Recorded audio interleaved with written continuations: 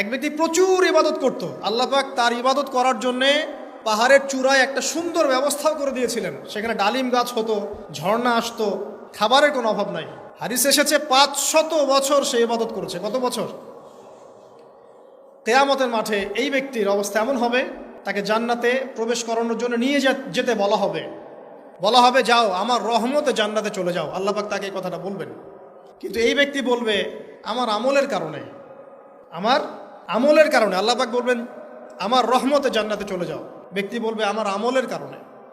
আল্লাহ রাব্বুল আলামিন তখন তাকে দেওয়া সমস্ত নেয়ামতগুলোকে এক পাল্লায় করবেন, আর তার সমস্ত আমলকে আরেক পাল্লায় করবেন। তারপর দেখা যাবে আল্লাহর সমস্ত নেয়ামত তার একটা চোখের সমান হয় নাই। কথা কি বুঝতে পারছেন? একটা চোখের যে নেয়ামত আল্লাহ পাকের, সমস্ত আমলও 500 বছরের ইবাদত এতটুকু হয়নি। তারপর তাকে বলা হবে ওকে জাহান্নামে নিয়ে যাও। এবার জাহান্নামে যাওয়ার সময় সে বলবে আল্লাহ তোমার রহমতে আমাকে মাফ করে দাও। তখন আল্লাহ পাক তাকে আবার ডেকে নিয়ে আসবে, বলবেন যে তোমাকে যে আমি ইবাদত করার জায়গা করে দিয়েছিলাম, এটা কি তুমি নিজে করেছো না আমি করেছি? সে বলবে আপনি করেছেন। তোমাকে যে আমি সৃষ্টি করেছিলাম তখন কি তুমি কোনো আমল করেছিলে? বলবে না।